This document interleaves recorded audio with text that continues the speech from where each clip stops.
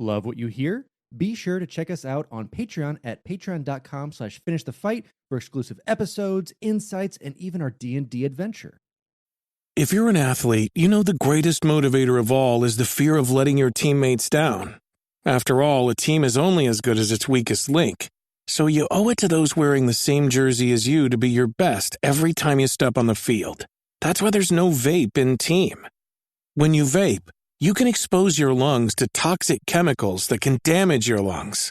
If you're a step behind, the team's a step behind. Brought to you by The Real Cost and the FDA.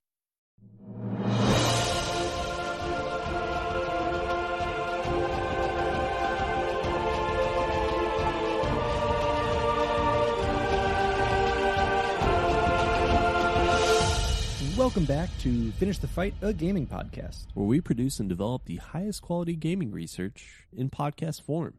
I am your host, Alex Kendall. And I'm your host, Derek Baker. And today, we're going back to the start of it all. Well, the start of most of it all, with the platforming giant, the Italian himself, Mario in Super Mario Bros. It's me. Yeah, I'm very excited for this one.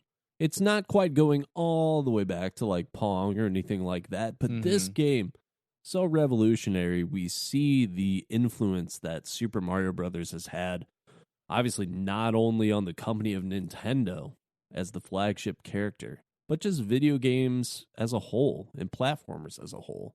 So this one is still one of my favorites. I go back and play this game every once in a while when I just kind of want to like lay back and relax, and I'll pick up the Switch and just kind of play it on the virtual console and have a good time. Still, it holds up. And this, along with The Legend of Zelda, really surmised and built out most of the games that we're seeing today, especially coming for like some of the first major console titles that are coming to Nintendo that, you know, stood the test of time, not only in their gameplay of their original game, but where we see them evolve to today.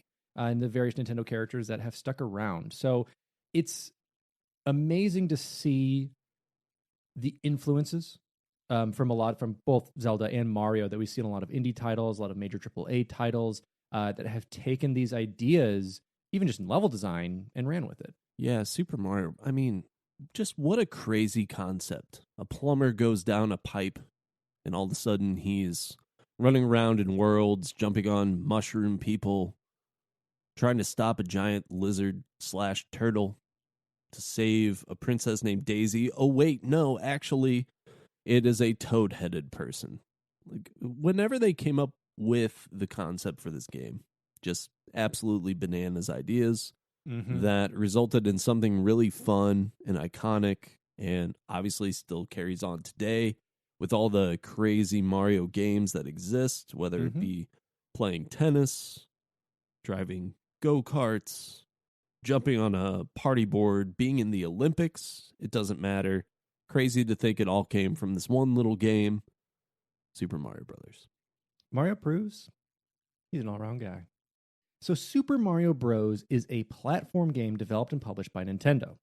The successor to the 1983 arcade game Mario Bros. And the first in Super Mario series, it was released in 1985 for the Famicom in Japan. Following a limited US release for the Nintendo Entertainment System, the NES, it was ported to international arcades for the Nintendo Versus System in early 1986. The NES version received a wide release in North America that year and in the PAL regions in 1987.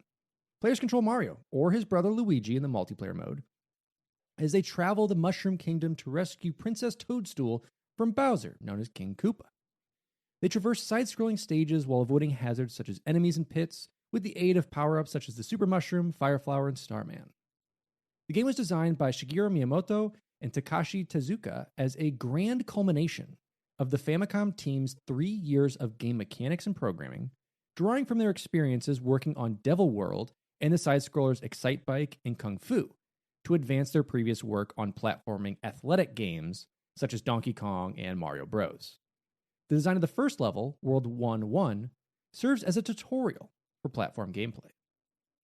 Super Mario Bros. Is frequently cited as one of the greatest video games of all time, with praise for its precise controls. It is one of the best-selling games of all time, with more than 58 million copies sold worldwide. It is credited, alongside the NES, as one of the key factors in reviving the video game industry after the 1983 crash, and helped popularize the side-scrolling platform game genre. Koji Kondo's soundtrack is one of the earliest and most popular in video games, making music into a centerpiece of game design.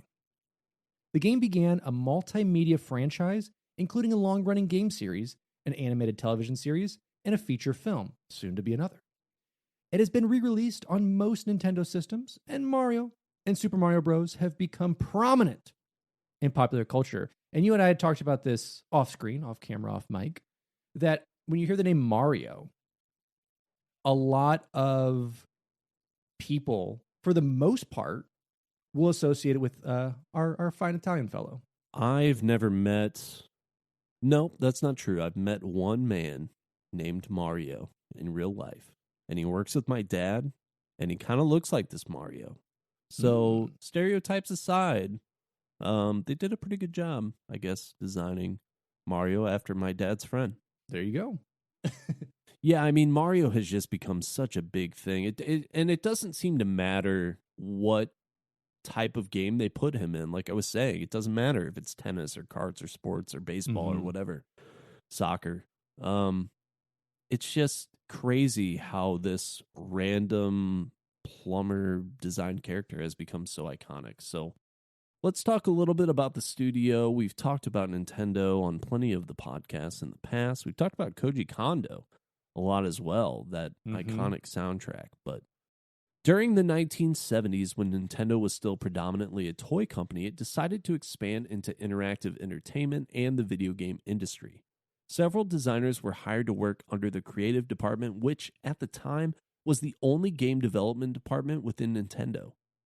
Among these new designers were Makoto Kano, who went on to design various Game & Watch games, and Shigeru Miyamoto, who would create various Nintendo franchises.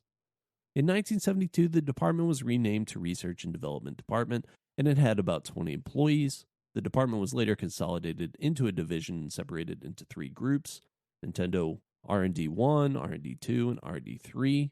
Around 1983 and 1984, in the wake of Donkey Kong's commercial success, a game designed by Shigeru Miyamoto and Hiroshi Amanishi oversaw the creation of Research and Development No. 4 Department, commonly abbreviated to Nintendo R&D 4, as a new development department dedicated to developing video game titles for dedicated consoles, complementing the other 3 existing departments in the Nintendo Manufacturing Division, greenlit by then Nintendo President Hiroshi Yamauchi. Imanishi appointed Hiroshi Ikeda, a former anime director at Toei Animation, as general manager of the newly created department, and Miyamoto as its chief producer, who would later become one of the most recognized video game developers in the world. Nintendo also drafted a couple of key graphic designers to the department, including Takashi Tezuka and Kenji Miki. With the arcade market dwindling, Nintendo R&D 1's former focus, the department concentrated most of their software development resources on the emerging handheld video game console market, primarily thanks to the worldwide success of Nintendo's Game Boy. This catapulted the R&D 4 department to become the lead software developer for Nintendo home video game consoles, developing a myriad of games for the family computer home console, abbreviated to Famicom, known as the Nintendo Entertainment System in North America, Europe, and Australia. Hiroshi Ikeda's creative team had many video game design ideas, but lacked the necessary programming power to make it all happen. Toshihiko Nakago and his small company Systems Research and Development, SRD, had its expertise in computer-aided design, or CAD, tools, and was very familiar with the Famicom chipset, and was originally hired to work with Masayuki Iemura's Nintendo R&D 2 to internally develop software development kits, so making those dev kits we've talked about for other people to be able to produce on those systems. When Nintendo R&D 2 and SRD jointly began porting over R&D 1 arcade games to the Famicom, Shigeru Miyamoto took the opportunity to lure Nakago away from R&D 2 with his mantras and his tantalizing games. Is this As- Jeff as- Goldblum that actually Yes. lured him away? That was actually Jeff Goldblum. To help Miyamoto Goldblum create his first Nintendo R&D 4 video game, Excitebike. And so the original R&D 4 department became composed of Miyamoto, Takashi Tezuka, Kenji Miki, and Minoru Maeda handling design, Koji Kondo, Akito Nakatetsuka, and Hirokazu Tanaka handling sound design, and Toshihiko Nakago and SRD became the technology and programming core. I threw so many Japanese names in that at one time, Derek. I think I'm broken. Yeah. No, yes. I'm so glad that you took this section because it is very challenging. Oh As my far as gosh. those development systems go, I don't know if you've actually seen one in action or if the listeners haven't. One of these ended up on a Pawn Stars episode where they go and use that. So if you're looking for any kind of actual functional use or history on those development systems, it's pretty interesting. Those videos are on YouTube and it's worth checking out. It is really neat to see like what has to be created to make those dev kits and those dev consoles to be able to play around with and understand what you're even making. Like how do you program for this thing and make it function from a cartridge to this, to the TV, to these input controls, all working at the same time based on your code. Absolutely. The same Miyamoto-led team that developed Excitebike went on to develop a 1985 NES port of the scrolling beat-em-up arcade game Kung Fu Master, called Kung Fu. Miyamoto's team used the technical knowledge they had gained from working on both side-scrollers to further advance the platforming athletic game genre they had created with Donkey Kong, and were key steps towards Miyamoto's vision of an expansive side-scrolling platformer. One of the first games developed by the R&D 4 department was Mario Bros. In 1983, designed and directed by Miyamoto. The department was, however, unable to program the game with such an inexperienced team, and so counted on programming assistance from Gunpei Yoki and the R&D 1 department. One of the first completely self-developed games was Super Mario Bros., the sequel to Mario Bros. The game set standards for the platform genre and went on to be both a critical and commercial success. Adding the super was very key Yes. to differentiating these games. That's how you Although know. not really. That's how you know. And then they just they were like, well, it worked for Mario Bros. We just added super to it, changed up a little bit. Let's just do that for the console. This is no longer the Nintendo Entertainment System. It is the Super Nintendo Entertainment System. That's how you know it's good. I used to work for an ice cream store that called their ice cream super premium. That's how you knew it was better. Exactly. You know, you have your premium, hit it with that super, boom, sequel to it. Beautiful. I'd say Finish the Fight is a super podcast. Maybe we should Ooh. rebrand Super Finish the Fight. Welcome to Finish the A Fight. super a gaming super podcast. Gaming podcast. So, Super Mario Bros. Was designed by Shigeru Miyamoto and Takashi Tezuka, as we said, of the Nintendo Creative Department, and largely programmed by Toshihiko Nakago of SRD Company Ltd. The original Mario Bros. Released in 1983 and is an arcade platformer that takes place on a single screen with a black background. Miyamoto used the term athletic games to refer to what would later be known as platform games. For Super Mario Bros., Miyamoto wanted to create a more colorful athletic game with a scrolling screen and larger characters.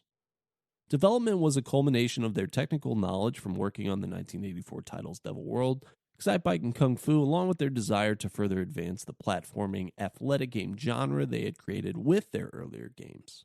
The side-scrolling gameplay of racing game Excitebike and beat-em-up Kung Fu Master, the latter ported by Miyamoto's team to the NES as Kung Fu, were key steps toward Miyamoto's vision of an expansive side-scrolling platformer. In turn, Kung Fu Master was an adaptation of the Jackie Chan film Wheels on Meals. While working on Excitebike and Kung Fu, he came up with the concept of a platformer that would have the player strategize while scrolling sideways over long distances, have above ground and underground levels, and have colorful backgrounds rather than black backgrounds. Super Mario Bros. Used the fast-scrolling game engine Miyamoto's team had originally developed for Excitebike, which allowed Mario to smoothly accelerate from a walk to a run, rather than move at a constant speed like in earlier platformers. Miyamoto also wanted to create a game that would be the, quote, final exclamation point for the ROM cartridge format before the forthcoming Famicom Disk System was released. Super Mario Bros. Was made in tandem with The Legend of Zelda, another Famicom game, directed and designed by Miyamoto and released in Japan 5 months later. And the game shared some elements. For instance, the fire bars that appear in the Mario Castle levels began as objects in Zelda. Yeah, it's like fun stuff like that's really cool to see. I mean, especially you have two of the biggest powerhouse teams of like Zelda and Mario coming together and be like, yeah, I designed both of those. No big deal. Did them at the same time. You know how it is. And I've played both of these games, and the fire bars in Mario, it's interesting because Zelda has sort of a top-down look to it, where Mario is that true fourth wall side-scrolling type of game. And so these fire pillars are spinning around almost from a downward angle in a dungeon. And the same fire pillars that are being used now are sort of spinning in the same direction as you're running within this game. And obviously, it's just a little bit of a perspective trick. But once you realize that they're the same, it's interesting to see what they borrowed from these two games. And it's cool. I mean, you see a lot of that in game dev now, too, of just having game development assets available to you. And at that time when you're programming and having artists do these things, it's like you said, change the perspective up a bit, move them in there, or use some code. To have a new game available for the end-of-year shopping season, Nintendo aimed for simplicity. They started with a prototype in which the player moved a 16 by 32 pixel square around a single screen. Tezuka suggested using Mario after seeing the sales figures of Mario Bros. The team chose the name Super Mario Bros. After implementing the Super Mushroom power-up. Just being like, hey, listen, mushrooms, regular. Super mushrooms, top of the line. Exactly. Yeah, and a super. Add a super, you make it better. The game initially used a concept in which Mario or Luigi could fly a rocket ship while firing at enemies, but this went unused. The final game's sky-based bonus stages are a remnant of this concept. The team found it illogical that Mario was hurt by stomping on turtles in Mario Bros., so decided that future Mario games would definitely have it so that you could jump on turtles all you want. Miyamoto initially imagined Bowser as an ox, inspired by the Ox King from the Toei animation film Alakazam the Great from 1960. However, Tezuka decided he looked more like a turtle, and they collaborated to create his final design. You can see that, a little bit of that oxiness, kind of with the horns, a couple of like ideas mixed in with Bowser. He's an ox turtle. Super ox turtle. They've never really given an explanation for why he looks the way that he does, but ox turtle makes a lot of sense. There you go. The development of Super Mario Bros. Is an early example of specialization in the video game industry, made possible and necessary by the Famicom's arcade-capable hardware. Miyamoto designed the game world and led a team of 7 programmers and artists who turned his ideas into code, sprites, music, and sound effects. Developers of previous hit games joined the team, importing many special programming techniques, features, and design refinements such as these: Donkey Kong slopes, lifts, conveyor belts, and ladders, Donkey Kong Jr.'s ropes, logs, and springs, and Mario Bros. Enemy attacks, enemy movement, frozen platforms, and POW blocks. So yeah, I mean, you do see that. You see a lot of those taken from what now has become this universe, this Donkey Kong Mario universe that's starting to be established, and using those sprites and those programming techniques of, I can't imagine what it's like to have to like make conveyor belts and make these like movable ladders that go to make your sprite interact with that thing on screen. And when you could bring those devs in who did it before and then apply all of it into this new thing, it creates something special. And what's interesting about that idea, I think, is that now we appreciate callbacks to previous titles in a video game franchise as sort of like a nostalgia thing, where it's like really cool to come upon an item from the first game when you're playing the sequel, maybe you're a new character or something. But they're just using these things because they only have a limited number of assets and they're just trying to make a better game. And I think that they unintentionally built a universe in that way where they just kept making these things consistent staples of the series. And in doing so, just established them as basically that, just staples of the series, intentional or not. Kind of invented like video game canon of like what's Yeah. part of a universe, what's part of this type of character, what's their code of conduct, who have they interacted with. It definitely starts with these like very early ones. Like you had the arcade machines that had some semblance of story with it, Mortal Kombat and Street Fighter, things like that. But when it comes to like going through multiple games in that sense, not just like a told story, but an implied one where there's different things in different games, this is kind of a start to it. The team based the level design around a small Mario, intending to later make his size bigger in the final version, but decided it would be fun to let Mario change his size via a power-up. The early level design was focused on teaching players that mushrooms were distinct from Goombas and would be beneficial to them. So in the first level of the game, the first mushroom is difficult to avoid if it is released. The use of mushrooms to change size was influenced by Japanese folktales in which people wander into forests and eat magical mushrooms.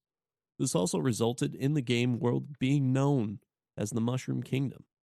The team had Mario begin levels as small Mario to make obtaining a mushroom more gratifying. Miyamoto explained, "When we made the prototype of the big Mario, we did not feel he was big enough. So we came up with the idea of showing the smaller Mario first, who could be made bigger later in the game. Then players could see and feel that he was bigger." Miyamoto denied rumors that developers implemented a small Mario after a bug caused only his upper half to appear. Miyamoto said the shell-kicking one-up trick was carefully tested, but people turned out to be a lot better at pulling the trick off for ages on end than we thought. Other features, such as blocks containing multiple coins, were inspired by programming glitches. It's so cool to hear like the backstory of these things that are kind of integral to playing it, of like taking those multi-coin blocks and seeing like how many times you can hit it before like basically the timer on it runs out, as well as like getting into that infinite shell kick where you can kind of keep jumping up and down in the shell, earning points, and then until you hit like a max where it stops doing points and gives you one-ups, and then you basically abuse the system and get infinite lives. Super Mario Bros. Was developed for a cartridge with 256 kilobits of program code and data and 64 kilobits of sprite and background graphics. Due to this storage limitation, the designers happily considered their aggressive search for space-saving opportunities to be akin to their own fun television game show competition. For instance, clouds and bushes in the game's backgrounds use that same sprite recolored, and background tiles are generated via an automatic algorithm. Sound effects were also recycled. The sound when Mario is damaged is the same as when he enters a pipe, and Mario jumping on an enemy is the same sound as each stroke when swimming. Fun level. Mm-hmm. After completing the game, the development team decided that they should introduce players with a simple, easy-to-defeat enemy rather than beginning the game with Koopa Troopas. By this point, the project had nearly run out of memory, so the designers created the Goombas by making a single static image and flipping it back and forth to save space while creating a convincing character animation. After the addition of the game's music, around 20 bytes of open cartridge space remained. Miyamoto used this remaining space to add a sprite of a crown into the game, which would appear in the player's life counter as a reward for obtaining at least 10 lives. It's very interesting to see how much, especially in these early days, how much had to be reused, sacrificed, moved around, shrunken down, used for different things to make this fit. And we see it even like Crash Bandicoot in these early PS1 days, and plenty of other games that had to be creative with their limited space. And these cartridge system developers just love to like really push the limits of what they could add into that game. Any space unused, it was like, well, maybe we can do this thing.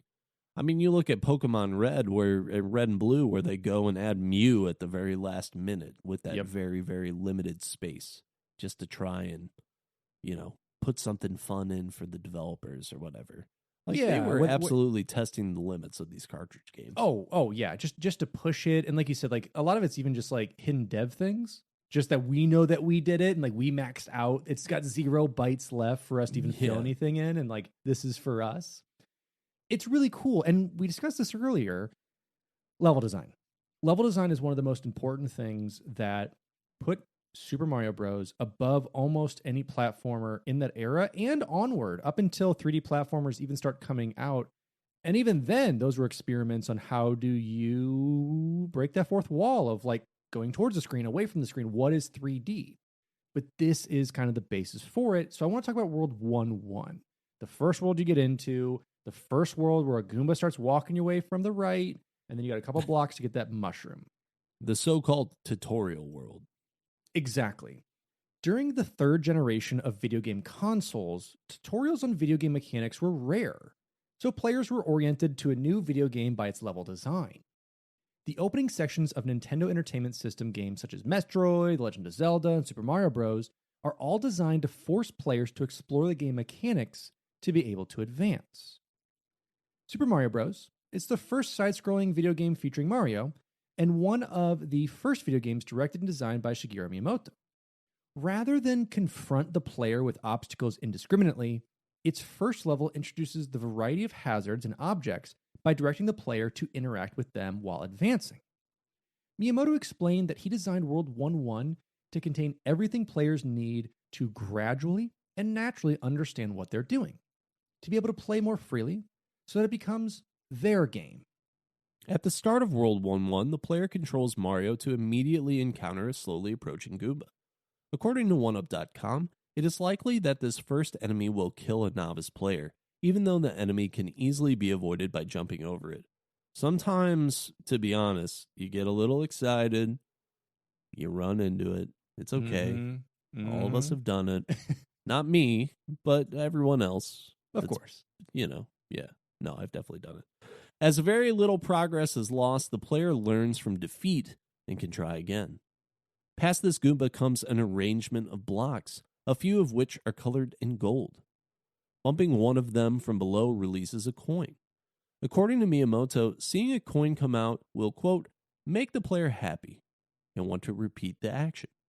Doing so for the second gold-colored block makes a mushroom come out as a surprise power-up, a super power-up, you might say. Mm-hmm.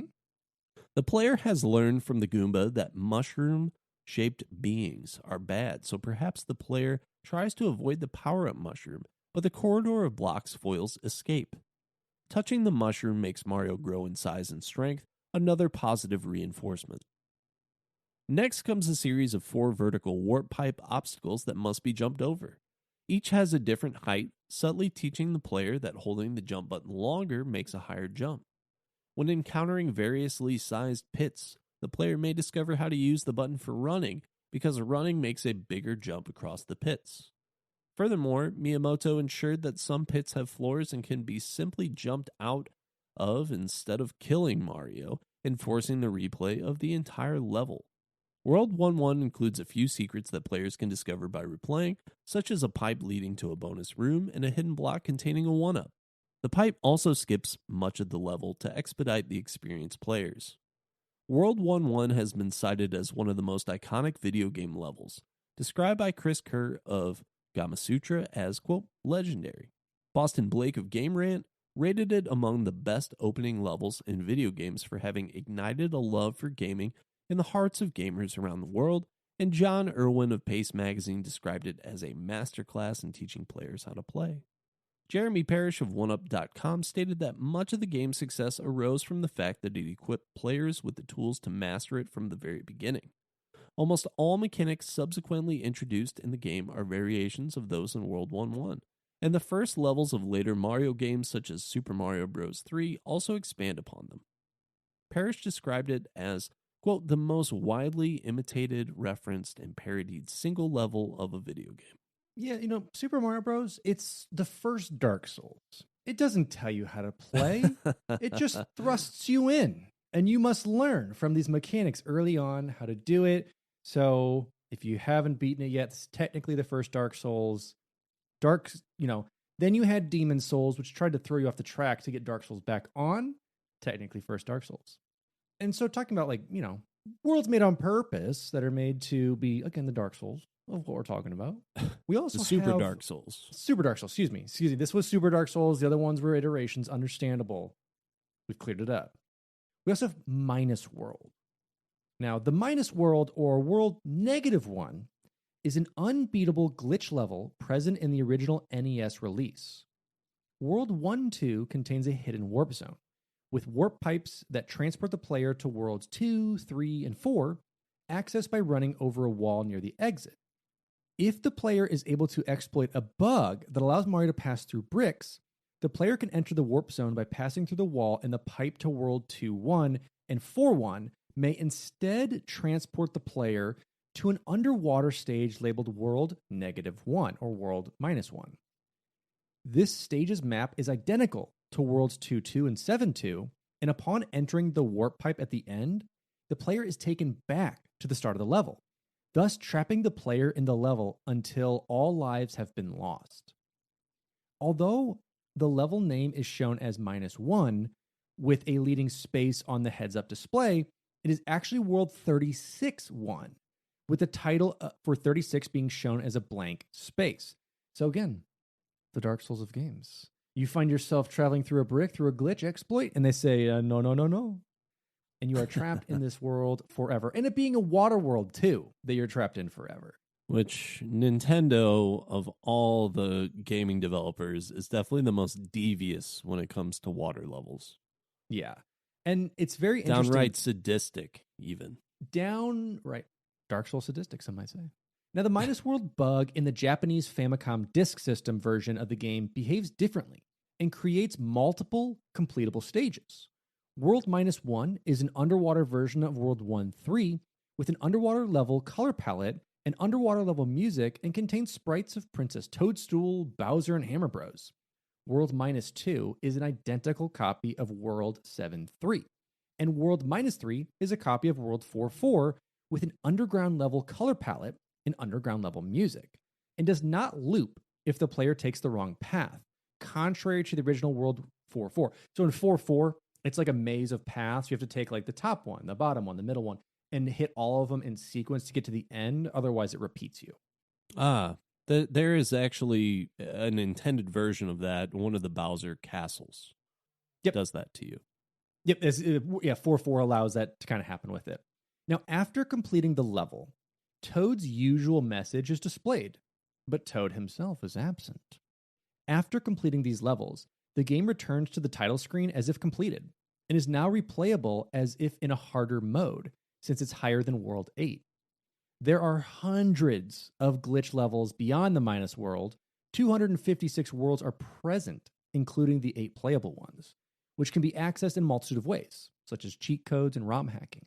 Yeah, it's very interesting. I myself, as many times as I've played this game, have never gone into the minus world, but I've definitely seen like videos and stuff of it where it seems stressful. Ooh, Dark yeah. Souls-esque, you might say. Dark Souls-esque. There we go. I mean, it is really cool. It's very neat. That's why I do miss a lot of the older game code like this. That's so simplistic and very not easy to break, but when it does, it breaks spectacularly. Right. And makes for just an interesting way. It's not getting caught in a random cloud space in the sky or something, or underneath looking up at a map, like in a lot of the modern game day breaks.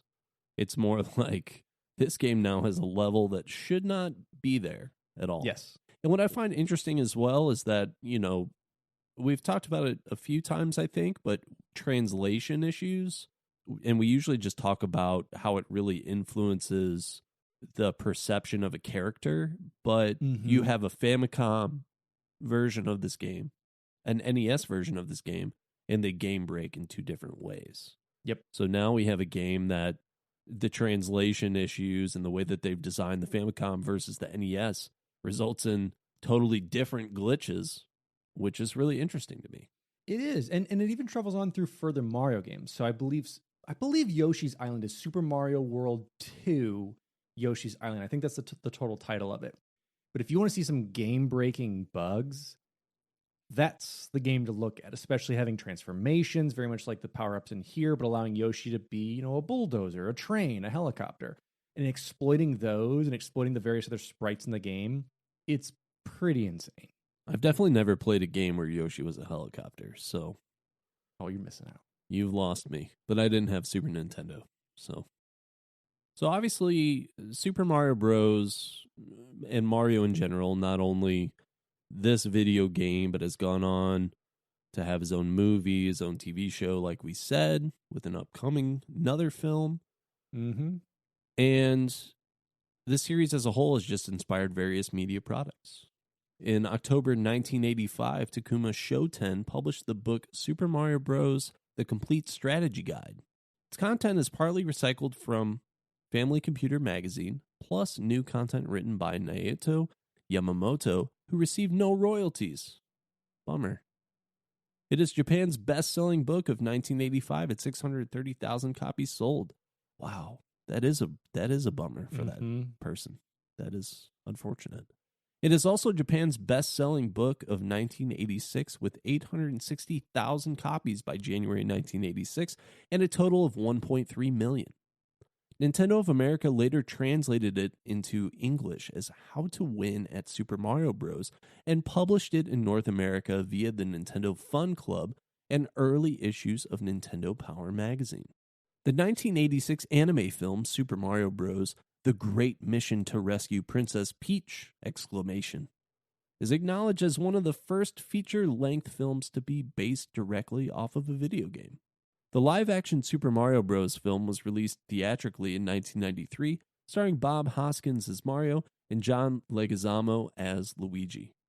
The American animated television series, The Super Mario Bros. Super Show, ran from 1989 to 1990, starring professional wrestler Lou Albano as Mario and Danny Wells as Luigi.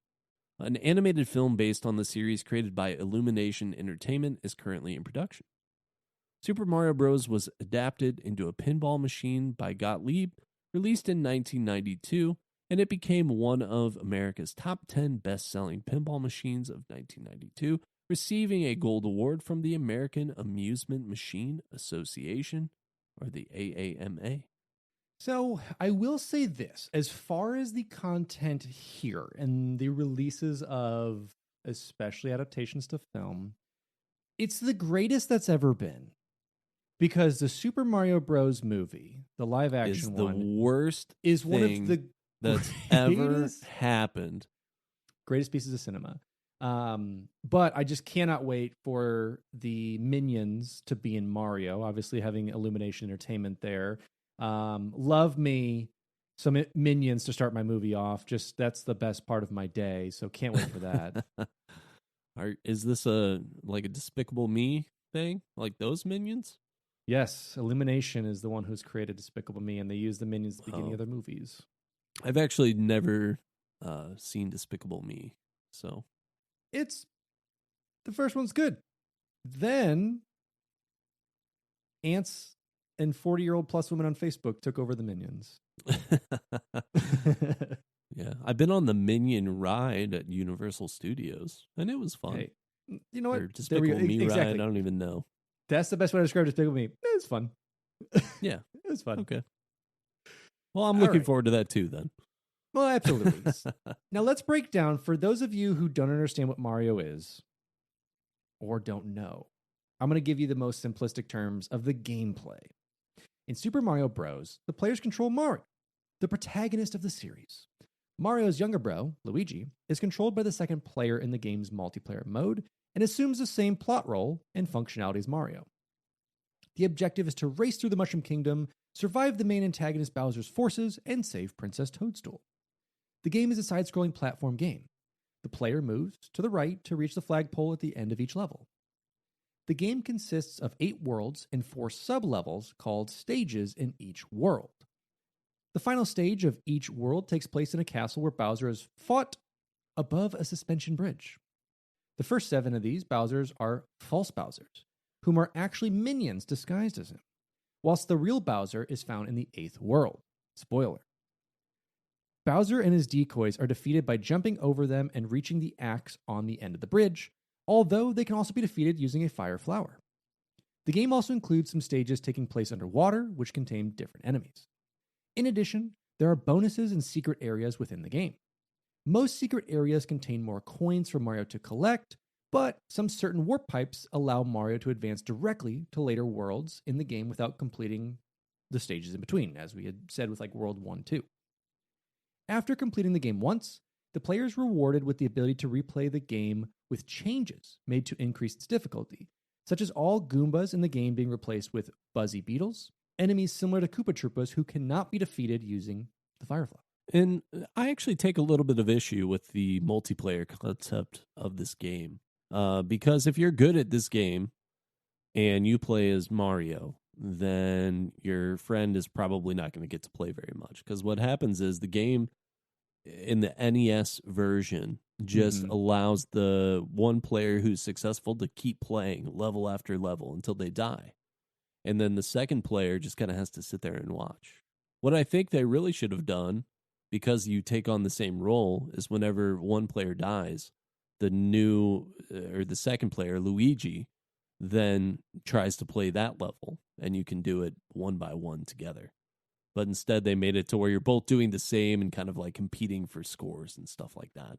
Yep. And like whenever we had Mario Maker come out, which is originally for the Wii U, then on the Switch for Mario Maker 2, they've brought in a multiplayer mode where you can play these classic stages at the same time on different consoles, but you can play up to 4 players on a lot of these, which is really cool to take that back instead of, like you said, one at a time waiting for someone to die. But if they're, perfecting the game, you just don't play. This allows like more of even a competitive edge of trying to get to the end the fastest to get those points. This was fixed in the SNES version of the game where they remastered this. And it became, even if the first player finished the level, the second player would then play that same level. So they did recognize that it was kind of an issue if there was a difference in skill levels. So yes. It's good that they learned from that. And it might have even been a space issue. And whenever you get to the Super Nintendo cartridges, you got more space. I mean, you're fitting multiple games with that Mario All-Stars game on that one cartridge. So, that's our first like little gaming update when you have that compilation come together of like the originals. That's definitely when they established the theme of we're going to cash in on this nostalgia. We know what the people want. And I'm a sucker for it every single time. I bought Mario like 85 times. I don't even know. Yep. You slap Super on it, it's great. You slap All-Stars on it, I'm buying it. So let's talk about the very, very limited story that exists within most NES games, and this one included. In the fantasy setting of the Mushroom Kingdom, a tribe of turtle-like creatures known as the Koopa Troopas invade the kingdom and use the magic of its king, Bowser, to turn the inhabitants, known as the Mushroom People, into inanimate objects such as bricks, stones, and horsehair plants. Bowser and his army also kidnap Princess Toadstool, the princess of the Mushroom Kingdom, and the only one with the ability to reverse Bowser's spell. After hearing the news, Mario sets out to save the princess and free the kingdom from Bowser. After traveling through various parts of the kingdom and fighting Bowser's forces along the way, Mario reaches Bowser's final stronghold where he is able to defeat him by striking an axe on the bridge suspended over lava he is standing on, breaking the bridge, defeating Bowser, and allowing for the princess to be freed, and thus saving the Mushroom Kingdom. Now, we've seen that same story retold throughout plenty of Mario games. Obviously has just become secondary in that regard. There's certain stories that have put their own little twist on it. For example, Mario Odyssey, where Peach is now going to be married off to Bowser or what have you. Things like that. But, pretty standard concept, I'd say. Hey there. Did you know Baker's always gives you savings and rewards on top of our lower than low prices? And when you download the Baker's app, you'll enjoy over $500 in savings every week with digital coupons. And don't forget fuel points to help you save up to $1 per gallon at the pump. Want to save even more? With a Boost membership, you'll get double fuel points and free delivery. So shop and save big at Baker's today. Baker's, fresh for everyone. Savings may vary by state. Restrictions apply. See site for details. Hey, it's Kaylee Cuoco for Priceline. Ready to go to your happy place for a happy price? Well, why didn't you say so? Just download the Priceline app right now and save up to 60% on hotels. So whether it's Cousin Kevin's Kazoo Concert in Kansas City, go Kevin, or Becky's Bachelorette Bash in Bermuda, you never have to miss a trip ever again. So download the Priceline app today. Your savings are waiting. Go to your happy place for a happy price. Go to your happy price, Priceline. Yeah, I mean, it's a great like workshop concept. It's kind of like that. Give me 10 sentences to describe your whole novel. Here's they are. Go ahead and build upon them, because we have varieties in Mario Sunshine, Paper Mario, ideas that are a little different but follows that same core concept and adapts them as you know the years go by. It's again same song and dance, but the music shifts. It's a different era of music that you're following to see how things change. Absolutely. And, you know, at the end of the day, the core concept is the gameplay, and that's what these games have always done so well. So, of course, the story is basic, but one of the things that's not basic and has gone on to be a massive, massive theme for not only, I'd say, the Mario titles, but really Nintendo as a whole, and that's the music and sound. And, of course, we're talking about legendary Nintendo sound designer Koji Kondo, who's basically created the entire library of the classic Nintendo titles. And he wrote the 6-track score for Super Mario Bros., as well as all of the game's sound effects. At the time he was composing, video game music was mostly meant to attract attention, not necessarily to enhance or conform to the game. Kondo's work on Super Mario Bros. Was one of the major forces in the shift towards music becoming an integral and participatory part of video games. Kondo had two specific goals for his music. One, to convey an unambiguous sonic image of the game world, and two, to enhance the emotional and physical experience of the gamer. The music of Super Mario Bros. Is coordinated with the on-screen animations of the various sprites, which was one way Kondo created a sense of greater immersion. Kondo wasn't the first to do this in a video game, for instance. Space Invaders features a simple song that gets faster and faster as the aliens speed up, eliciting a sense of stress and impending doom, which matches the increasing challenge of the game. Unlike most games at the time, for which composers were hired later in the process to add music to a nearly finished game, Kondo was a part of the development team almost from the beginning of production, working in tandem with the rest of the team to create the game's soundtrack. His compositions were largely influenced by the game's gameplay, intending for it to, quote, heighten the feeling of how the game controls. Before composition began, a prototype of the game was presented to Kondo so that he could get an idea of Mario's general environment and revolve the music around it. Kondo wrote the score with the help of a small piano to create appropriate melodies to fit the game's environments. And after the development of the game showed progress, Kondo began to feel that his music did not quite fit with the pace of the game, so he changed it a bit by increasing the song's tempos. The music was further adjusted based on the expectations of Nintendo's playtesters. Kondo would later compose new music for new Super Mario Bros., Ice, Desert, and Nighttime level themes that appeared in the 2019 level creator game Super Mario Maker 2. It's amazing what Kondo, along with the team that he's worked with on various games, has really created, and to really draw that emphasis to like, we want you in the game. We don't want you just to react to it to like, oh, there's a, someone shooting a bow or there's danger. Like, we want you to be immersed in it. And I think it's so cool that here's a prototype, play with it. Okay, here's the thing. It doesn't fit anymore. Let me change it. And then playtesters come in and be like, oh, maybe if we tweak to this. And it's very tough for composers, anyone in the arts, to have a criticism from someone who may not be a part of that arts. Like, I could foresee like some bigger composers, I won't really name anyone, that have worked on bigger games nowadays who would scoff at anyone saying anything about how they put their work together. But for them to be like, oh, the playtesters, they didn't like how this like sounded with that, let's tweak it. Oh, the levels seem a bit faster, let's up the tempo. Like, it's such a collaborative effort. And I think that it's really, really easy for game designers, and I'm just trying to put myself, I guess, in the time frame of the 80s, where they're really developing home video games in a different way. it's easy to get so focused in on the actual gameplay and the visuals and stuff like that and not really think about the full experience. So having someone there like Koji Kondo, who's sort of implementing, I'd say, like cinematic themes into these video games, from a very early stage in home video game development, I think is very influential on how video games are now. I think it's a reason that we have these big cinematic sweeps in video games and why we're seeing video games be talked about for movies or made into TV shows, and because they've created an experience now that feels very similar to a cinematic experience. And I think that that whole thing started with Koji Kondo. In a lot of ways, like, he created an overture for all of Nintendo that's themes have expanded into, obviously, decades of video games, but expanded into the video gaming genre as a whole.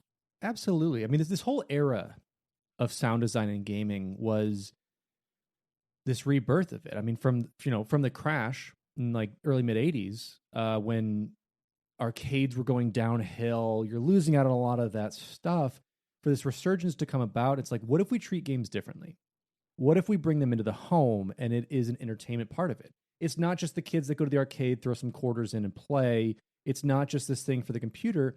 It's now a family thing that can be experienced by everyone, but also let's make it a bit more. Let's make it integral into what the music does. Let's absorb you into these levels. And we're seeing that even in today's world, going back to the talk of like not truly needing graphics per se to showcase some newer stuff. You have indie titles that are doing the same thing that Kondo did, which is like bring that music in and bring it in to get people absorbed into it, even if you're playing an Undertale or you're jumping into even like something as simple as like Among Us with the sound design that's in that, or Stardew Valley. Anything like that brings in this sound design makes it so much more compelling. And then you get that little bit of your brain that always is focusing on that sound or music, and you hear it, it brings you back to that time or brings you back to that game. I mean, Megalovania in Undertale is a game that, or excuse me, a song that most everyone knows and has played on some type of instrument, some different way, made it metal, made it the doorbell, made it this, and is such a catchy tune that brings you back to it. Absolutely. And I have 2 video game soundtracks on vinyl, Pokemon Red and Blue and Skyrim. Mm-hmm. And I don't listen to them very often. I'll be honest with myself and with the listeners. But Sure. When I do decide to listen to those things, like, it takes me back to like Whiterun, or it takes me back to being 7 or 8 or however old I was in my first Pokemon battle.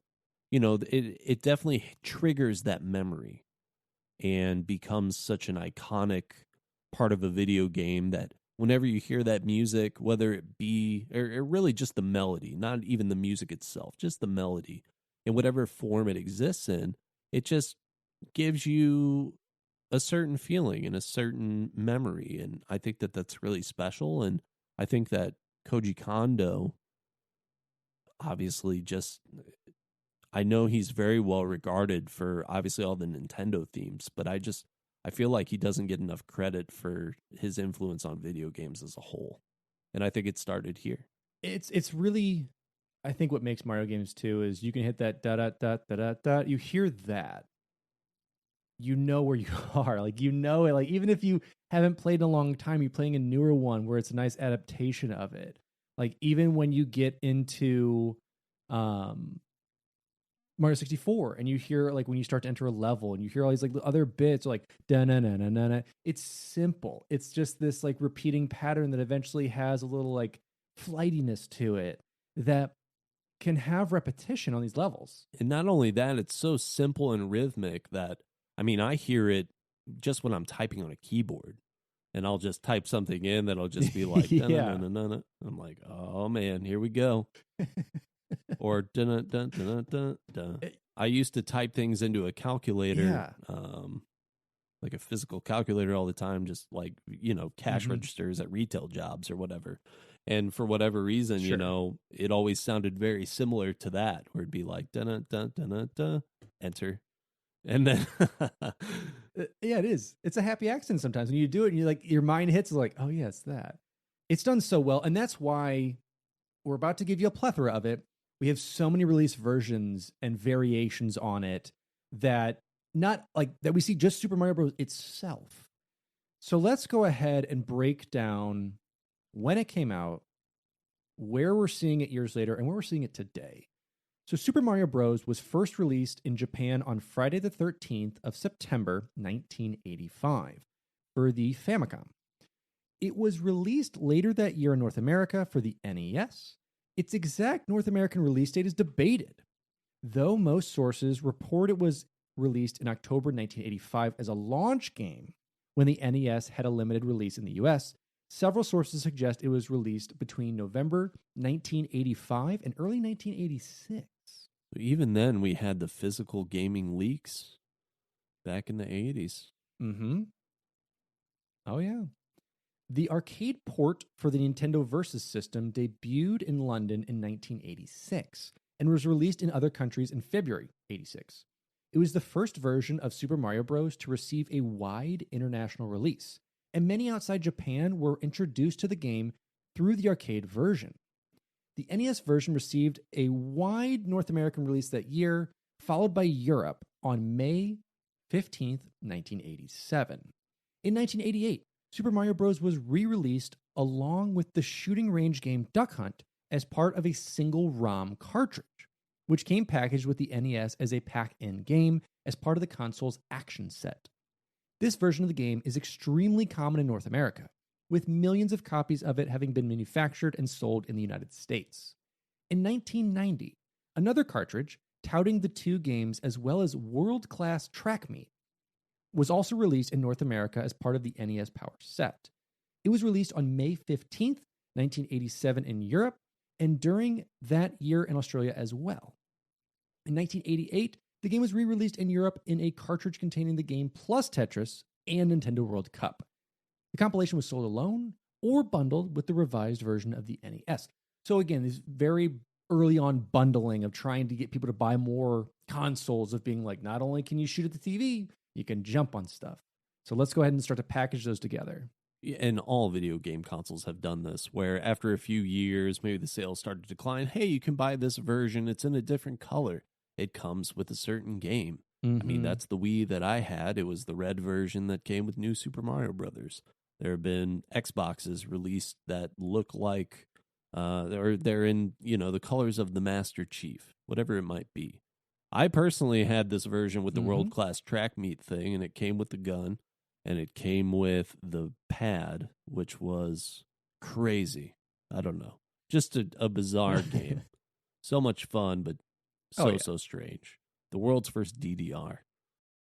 So, of course, we had the 1986 arcade adaptation of Super Mario Brothers, and it was called Versus Super Mario Brothers, released on the Nintendo Versus system and the Nintendo Vs.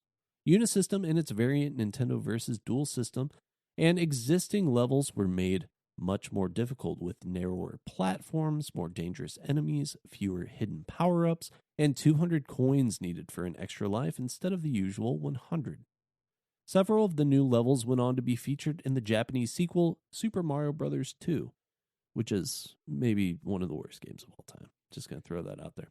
The arcade game was not officially released in Japan, and illegal coin-op versions made from a Famicom console placed inside an arcade cabinet became available in Japanese arcades by January 1986.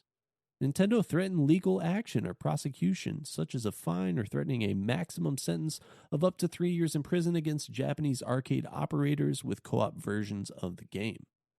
Japanese arcade operators were still able to access the illegal coin-op versions through 1987. Outside of Japan, Versus Super Mario Bros. Was officially released for arcades in overseas markets during early 1986, becoming the first version of the game to get a wide international release. The arcade game debuted at the 1986 Amusement Trades Exhibition International, or ATEI, show in London, held in January 1986. This was the first appearance of Super Mario Bros. In Europe. The arcade game then received a wide international release for overseas markets outside of Japan in February 1986, initially in the form of a ROM software conversion kit. In North America, the game was featured in an official contest during the ACME convention in Chicago, held in March 1986, becoming a popular attraction at the show. It soon drew a loyal following across North American arcades and appeared as the 8th top-grossing arcade video game on the U.S. Play Meter arcade charts in May of 1986, and it went on to sell 20,000 arcade units within a few months, becoming the best-selling Nintendo Versus System release, with each unit consistently earning an average of more than $200 per week.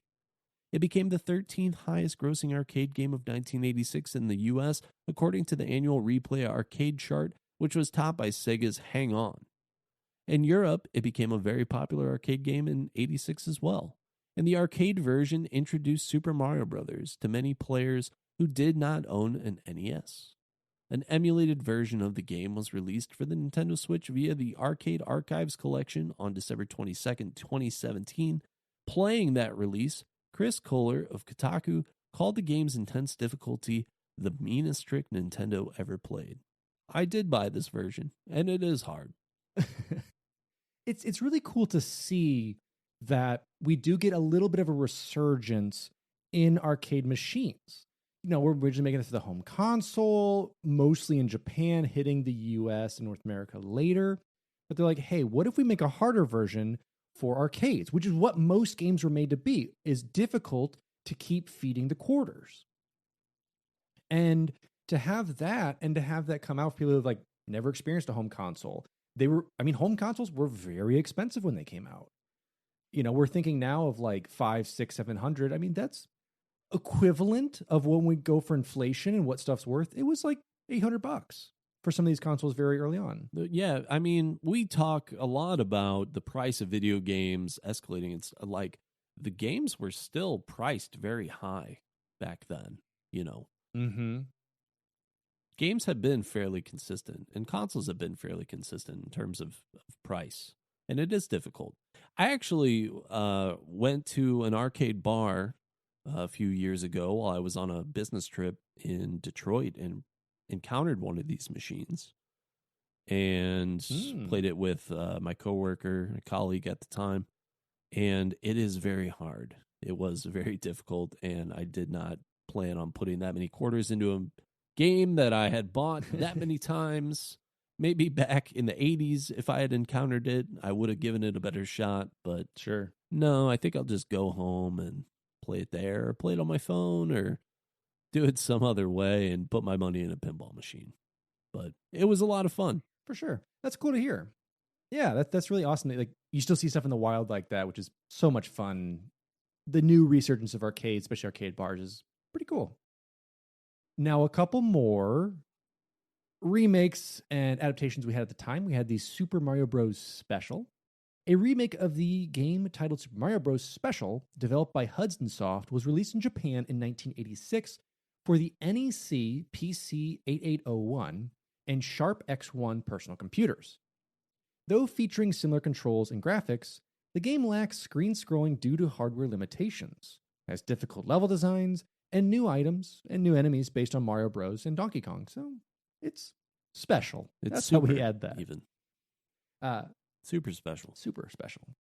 We also had Game & Watch. A handheld LCD game under the same name was released as part of Nintendo's Game & Watch line of LCD games. We had modified versions of it, and several modified variants of the game have been released, many of which are ROM hacks of the original NES games. On November 11th, 2010, a special red variant of the Wii, containing a pre-downloaded version of the game, was released in Japan to celebrate its 25th anniversary.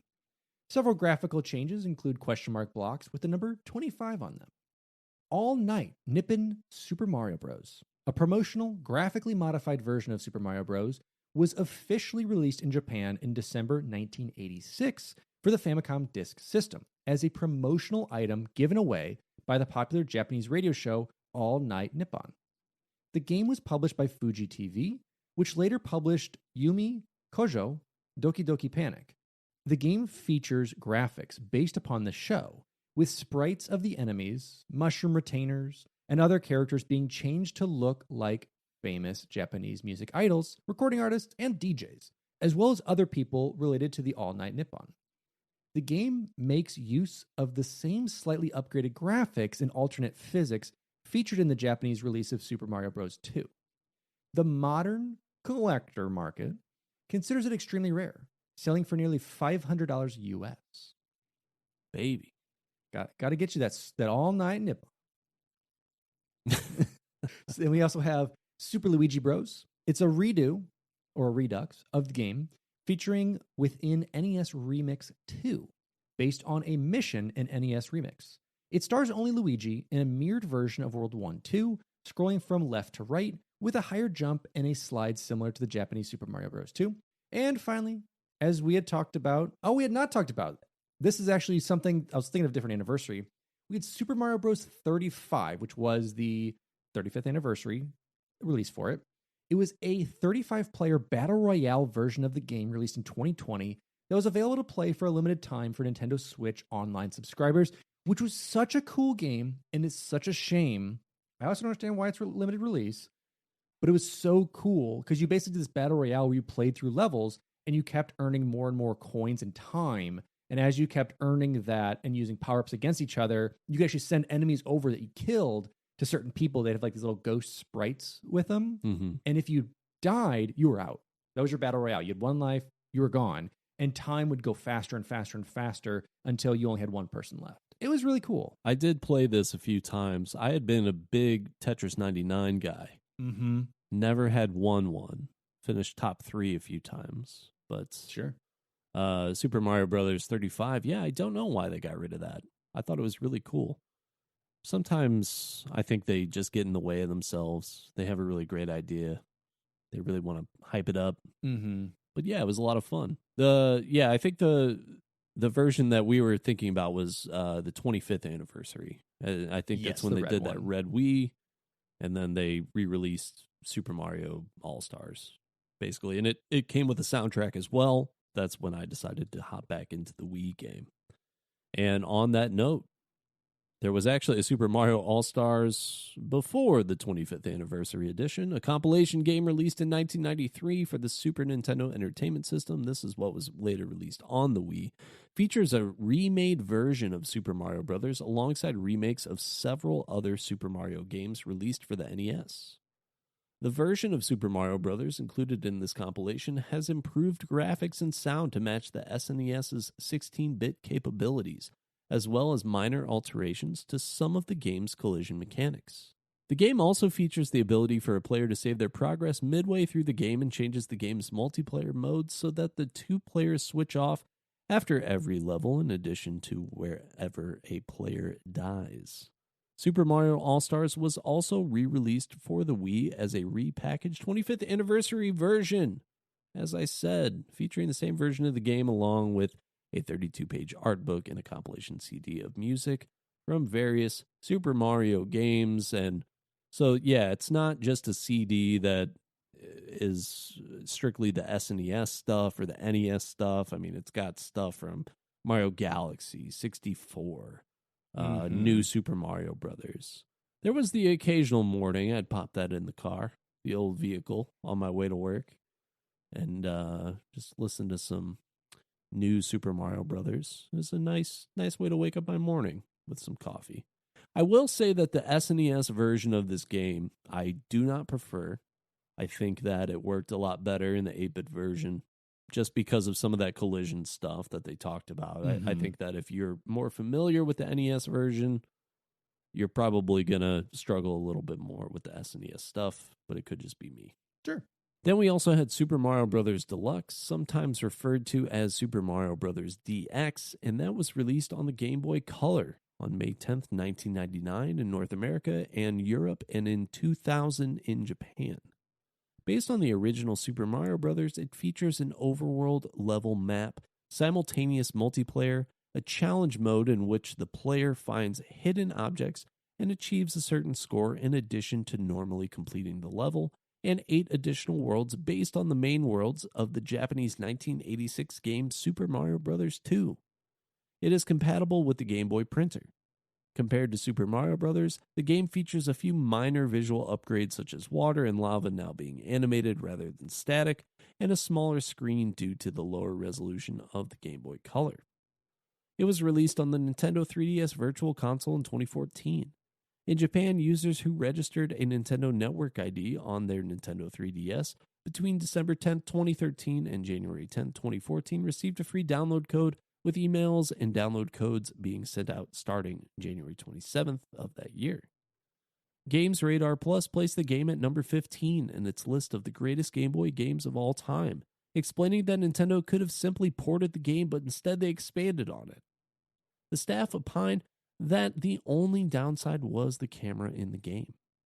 Jeremy Parrish of US Gamer praised the game, comparing it more favorably to Super Mario All-Stars, which he said basically just improved the graphics from 8-bit to 16-bit. Instead, he praised Super Mario Bros. DX for adding considerably more to the original games, like the secret unlockable bonus, the addition of the lost levels, new objectives, modes, and multiplayer mechanics, along with the ability to play with Luigi's reduced friction and higher jumping physics. He described it as a comprehensive overhaul of the whole Super Mario Bros. Video game.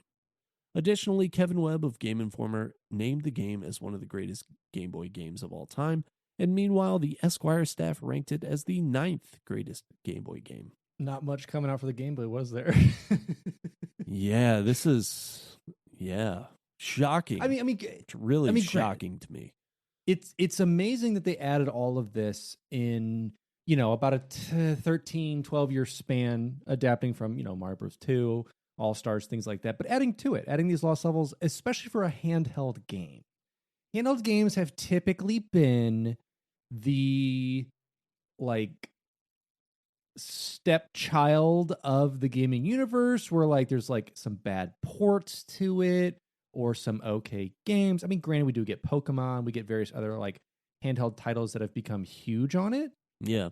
But yeah, you would think this would just be some okay port that went over, but to add a lot more into it, that's pretty big. Yeah, the effort should be commended. I think that ranking it as one of the greatest Game Boy games of all time is maybe going a little bit far, but I don't know.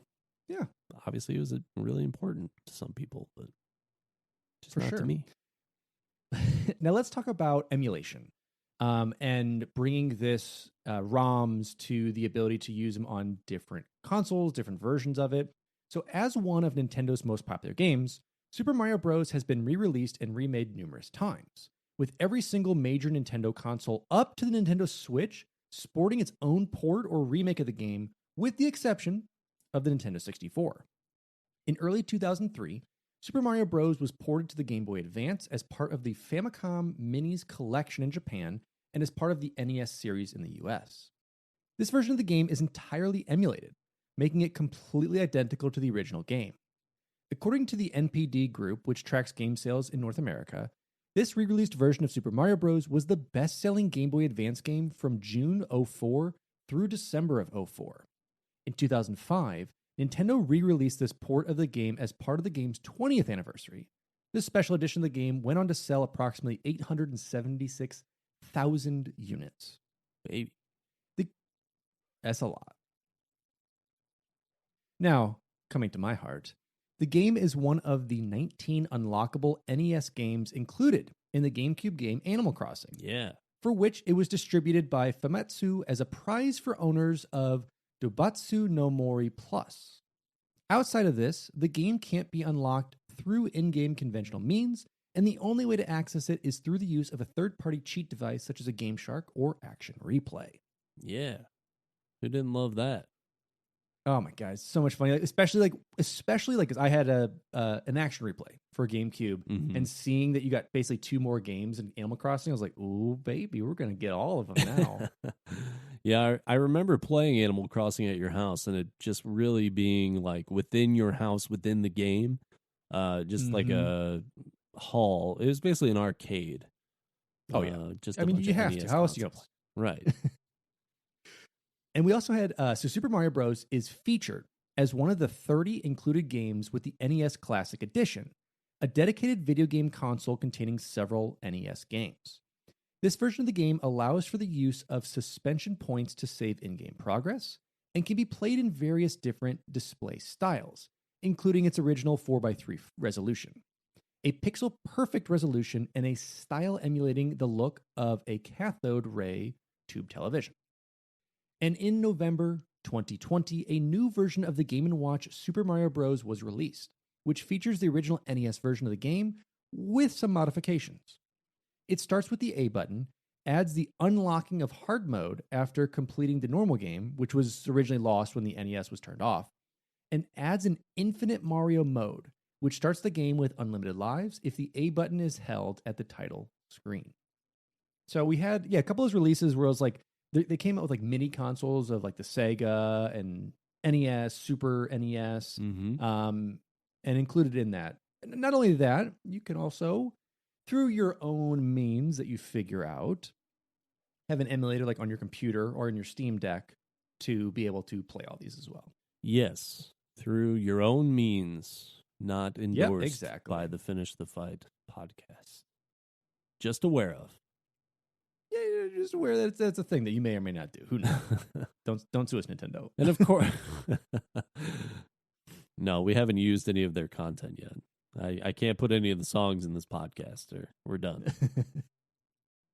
Super Mario Bros. Has been re-released for several of Nintendo's game systems as a part of their Virtual Console line of classic video game releases.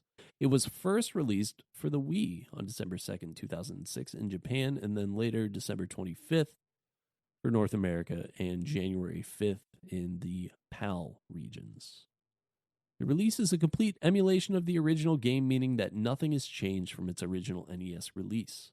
This version of the game is also one of the trial games made available in the Masterpieces section in Super Smash Bros. Brawl, where it can be demoed for a limited amount of time. A Nintendo 3DS release of the game was initially distributed exclusively to members of the 3DS Ambassador Program in September 2011, but then was released in 2012 to the general public. So like I said, it's been one of those things that's so cool, money grabbing. I don't know. It's one of those things that's very interesting to see that this game has come out so many times, whether in just a straight emulated format, ripped from the cartridge, or updated for a harder release, updated for a graphical release, updated for a new system, or put into Animal Crossing, one of the greatest games of all time. It's cool to see that we have games like that. And unfortunately, a lot of it's a bygone era of the Animal Crossing-esque, free, once you find those like little NES systems, you can play Excite Bike, Punch Out, the full games. It's now a money-earning thing, but that is also, on a side note, to throw some tangent in here, it's also one of the biggest complaints that people have. Nintendo, we want to play your games, especially your older games. And when you don't emulate, even though I'm complaining about emulation, but when you don't emulate it or put on a newer thing, I unfortunately, not me, don't sue me, Nintendo, some other people may have to go online and find ROMs to play through an emulated game. Correct. And find these ROMs to be able to play those games. Some people. And that's unfortunate. And it's unfortunate that, Nintendo then docks that. I get making money. I'll pay you for a lot of these older games. But when you only do like Super Mario Bros. 18 times and you don't really touch any of your other games with it, it makes it frustrating. Yeah. But to bring it back to the point, it is cool that we do see this very early on, that the game is adapted into many formats, adapted for many regions to be able to play it, and really drove the home console market. Super Mario Bros. Was immensely successful, both commercially and critically. It helped popularize the side-scrolling platform game genre and served as a killer app for the NES. Upon release in Japan, it sold 1.2 million copies during its September 1985 release month, and within 4 months, about 3 million copies were sold in Japan, grossing more than 12.2 billion yen, equivalent to $72 million at the time, which inflation adjusted to $173 million in 2020. The success of Super Mario Bros. Helped increase Famicom's sales to 6.2 million units by January 1986, and by 1987, 5 million copies of the game had been sold for the Famicom. Outside of Japan, many were introduced to the game through the arcade version, which became the best-selling Nintendo Versus System release with 20,000 arcade units sold within a few months in early 1986. In the United States, the NES version went on to sell more than 1 million copies in 86, more than 4 million by 88, 9.1 million by mid-89, and more than 18.7 million by early 90. Nearly 19 million by April 1990, and more than 20 million by 1991. The original NES version had sold 40 million copies worldwide by 94 and 40.23 million by April 2000, for which it was awarded the Guinness World Record for best-selling video game of all time. Altogether, excluding ports and re-releases, 40.24 million copies of the original NES release have been sold worldwide, with 29 million copies sold in North America.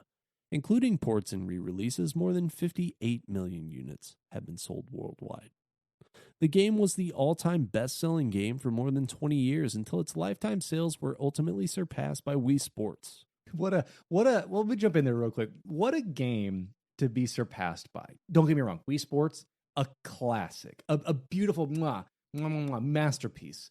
But to be like on this train, rocking the 80s, rocking through the 90s, rocking into the 2000s, then it's like you hear, great shot. You hear all these other sounds? That's Wii Sports, baby, coming at you. Wii Sports, man, when you wanted to do things physical, but you couldn't go outside. That was basically my pandemic game. My wife and I definitely brought the Wii back out and just did a little bowling inside. Oh, yeah. Maybe a little golf, looking for a little fresh air. I guess you could have done golf. I probably should. Tennis action, some good times. Yeah, maybe I could have just gone and done those things. But I didn't, because I didn't have to. And that's because you knew, Derek. You knew. You go, this is the best-selling game of all time. Yeah. It beat Super Mario Bros. I got to play it again. Why would I go out and do things when I could just stay inside and not do them, but sort of do them? Exactly. The game's Wii Virtual Console release was also successful, reaching number 1 by mid-2007 and at an estimated 660,000 units for $3.2 million outside of Japan and Korea in 2009. In August 2021, an anonymous buyer paid $2 million for a never-opened copy of Super Mario Bros., according to collectible site Rally, surpassing the 1.56 million sales record set by Super Mario 64 the previous month. And why I ever played these video games, I'll never know. Could have been making the greatest investment of my life. That's what I'm saying. If we never played, we could have been a player. That's right. Think how deep that is, and like hashtag deep thoughts. Oh, that's good. Hashtag investment advice. Boom. That's it for you guys. Go back in time. Don't open copies. Bring them now. Sell them for $2 million. You're welcome. That's my favorite school time daydream. Yep. Listen, Back to the Future knew what they were doing. That's right. And let's get back to this episode with that beautiful segue. Let's talk about the legacy. Let's talk about what, not just the numbers, not the sales, not being destroyed by Wii Sports. What did Mario leave? The success of Super Mario Bros. Led to the development of many successors in the Super Mario series of video games, which in turn formed the core of the greater Mario franchise. Two of these sequels, Super Mario Bros. 2 and Super Mario Bros. 3, were direct sequels to the game and were released for the NES, experiencing similar levels of commercial success. A different sequel, also titled Super Mario Bros. 2, was released for the Famicom Disk System in 1986, exclusively in Japan, and was later released elsewhere as a part of Super Mario All-Stars under the name Super Mario Bros. The Lost Levels. The gameplay concepts and elements established in Super Mario Bros. Are prevalent in nearly every Super Mario game. The series consists of over 15 entries. At least one Super Mario game has been released on nearly every Nintendo console to date. Super Mario 64 is widely considered one of the greatest games ever made, and is largely credited with revolutionizing the platforming genre of video games in its step from 2D to 3D. The series is one of the best-selling, with more than 310 million units sold worldwide as of September 2015. In 2010, Nintendo released special red variants of the Wii and Nintendo DSi XL consoles in repackaged Mario-themed limited edition bundles as part of the 25th anniversary of the game's original release. To celebrate the series' 30th anniversary, Nintendo released Super Mario Maker, a game for the Wii U which allows players to create custom platforming stages using assets from Super Mario games and in the style of Super Mario Bros., along with other styles based around different games in the series. The game's success helped to push Mario as a worldwide cultural icon. In 1990, a study taken in North America suggested that more children in the United States were familiar with Mario than they were with Mickey Mouse. The game's musical score, composed by Koji Kondo, particularly the game's overworld theme, the da-da-da-da-da-da, has also become a prevalent aspect of popular culture, with the latter theme being featured in nearly every single Super Mario game. Alongside the NES platform, Super Mario Bros. Is often credited for having resurrected the video game industry after the market crash of '83. In the United States Supreme Court case Brown versus Entertainment Merchants Association, the Electronic Frontier Foundation submitted an amicus brief which supported overturning a law which would have banned violent video games in the state of California. The brief cited social research that declared Super Mario Bros., among several others, to contain cartoon violence similar to that found in children's programs such as Mighty Mouse and Roadrunner that garnered, little negative reaction from the public. Because of its status within the video game industry and being an early Nintendo game, mint condition copies of Super Mario Bros. Have been considered collector's items. In 2019, the auction of a near mint sealed box version of the game was sold for just over $100,000 and which is considered to have drawn wider interest in the field of video game collecting. A year later, in July 2020, a similar near mint sealed box copy of the game from the period when Nintendo was transitioning from sticker seals to shrink wrap went for US $114,000. At the time, the highest price ever for a single video game. Video game developer Yuji Naka has cited Super Mario Bros. As a large inspiration towards the concept for the immensely successful '91 Sega Genesis game Sonic the Hedgehog. According to Naka, the general idea for the game first materialized when he was playing through the game and trying to beat the game's first level as quickly as possible, and thought about the concept of a platformer based around moving as fast as possible. Hey, we did an episode on that. Sounds pretty familiar. Super Mario Bros. Has served as inspiration for several fan games. In 2009, developer Swing Swing released Tuper Tariotros, a game which combines elements of Super Mario Bros. With Tetris. Super Mario Bros. Crossover, a PC fan game developed by Jay Pavlina and released in 2010 as a free browser-based game, is a full recreation of Super Mario Bros. That allows the player to alternatively control various other characters from Nintendo games, including Mega Man, Link from The Legend of Zelda, Samus from Metroid, and Simon Belmont from Castlevania. Mari Zero, released in December 2012, combines elements of the game with that of Portal by giving Mario a portal-making gun with which to teleport through the level, and full-screen Mario adds a level editor. In 2015, game designer Josh Millard released Inuigi, a metafictional fan game with commentary on the original game, which relates to Luigi's inability to come to terms with the game's overall lack of narrative. Super Mario Bros. Is substantial in speedrunning esports, with coverage beyond video gaming and a specific version for the Guinness World Records. So you cannot understate how important this game is to just the history of gaming overall. I mean, there's just so much that goes along with it. We've stated it many times, like soundtracks in your head. The name Mario rings true all over, and there's just so much that can be attributed to this. Would we have had a Mario if they hadn't developed it, or, a platformer like this? Maybe. I mean, Sonic was kind of hot on those heels, 5 years later, but it's because these people had seen this thing and seen the precision and the quality that was put into this. And I mean, really, a lot of what made it what it was using that Excitebike engine, allowing you to run, allowing it not to just be like one snail's pace of like jumping back and forth, but to have a variation of jump, a variation of walking and running. That made it such a cool title. So, Derek, as always, why did we choose this game, and what do you think? All the reasons you just said, top down. This is one of the most influential video games that has ever existed. Some might even really truly consider this to be like the entry point into modern video gaming. Yep. I think that this character is iconic, and an entire company has built its face around this character. Mhm. And overall, just talking about the game, it's still a lot of fun. Like, I have an NES Classic. I have an original NES. I have a Switch with the NES Virtual Console. I had a 3DS.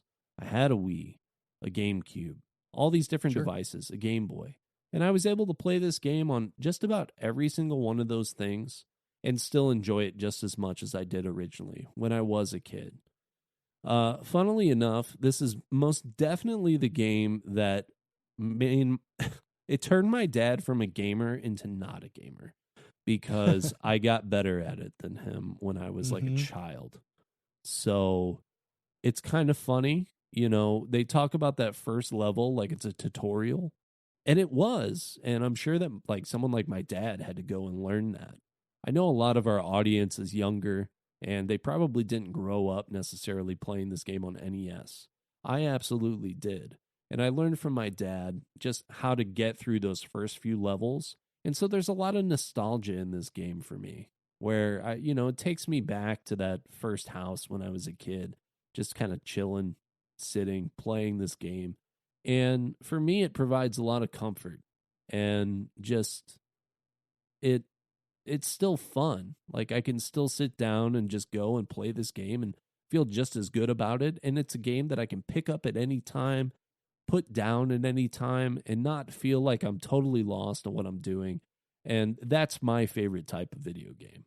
So I love this game.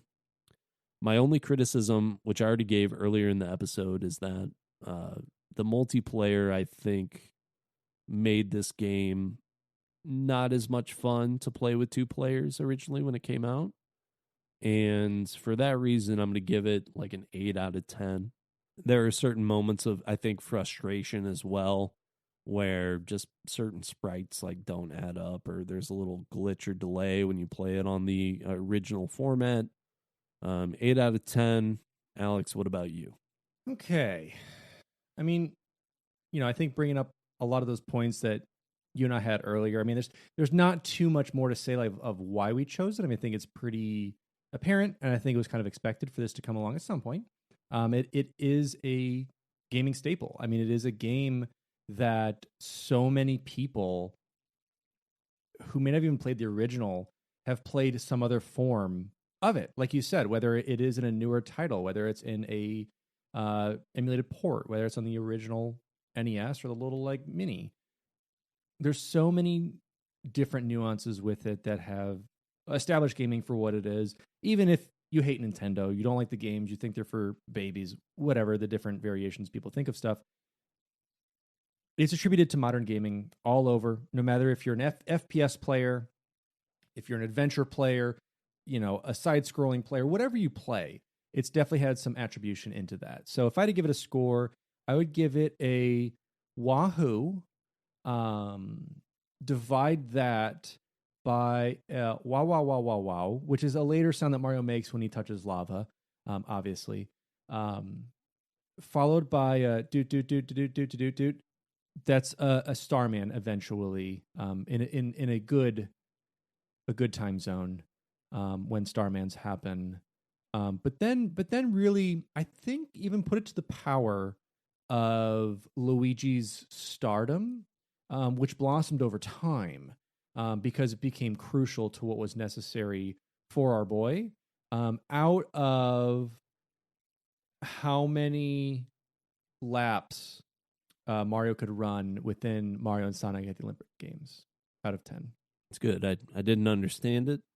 Throwback to the Among Us. It is tough. It is tough. It It may be, archaic at times that people may think, which is totally understandable when it comes to it. But I mean, we're talking about a true gamer's game, and that was a true gamer's review. It's true. You do play video games, so True. Technically, it is true. Technically, it's true. Research for this episode was done by Alex Kendall and Derek Baker. The intro and outro music for our episode was composed and recorded by our friend Evan Barr. And the new beautiful artwork for the podcast was designed by Aaron Shattuck. And if you haven't checked us out, if you're looking to a way to support us, support my apparently terrible talking habit as well. If you want to support us, check us out over at Patreon. We're doing some cool stuff over there. We've got our bonus episodes, our post shows. We're recording one after this, talk about what's going on in life, as well as our D&D sessions, our Minecraft server, and plenty other things to check out over there. We want to thank a couple of our select members with Sky the Bear, Grant Dillon, Mr. Choff, Nick Hyman, Mick Chief, Climbing Spork, Mr. 1898, and Lee Tom John. So thank you guys for supporting us. We truly, truly appreciate it. This podcast is available on iTunes, Spotify, or most likely your favorite podcast listening platform. If you haven't yet, leave us a review. Helps us out a lot, and we'd love to hear from you. And as always, you can check us out on Twitch. That is over at twitch.tv/Sourman70. That's SOURMAN70 for me, for moi. And if you want to check Derek out, that is twitch.tv/TheBakerman247. That is the Bakerman247. If you haven't yet, follow us on Twitter, Instagram. We're also on Discord. Alex and I are in there hanging out, having a lot of fun. We love to see you guys in there. It's free to join, and a lot of our members are pretty fun in there as well, I do have to say. Come and stop by. And that was our coverage of the Super Mario Bros. Have you guys played the original? I assume that you've played at least one of them somewhere. You know of it, but what do you think? Do you think there's a game that's more influential in gaming itself or in your gaming life that you would want to put at the top of the list? Let us know. So, as always, I'm your host, Alex Kendall. And I'm your host, Derek Baker. And this has been Finish the Fight, a gaming podcast.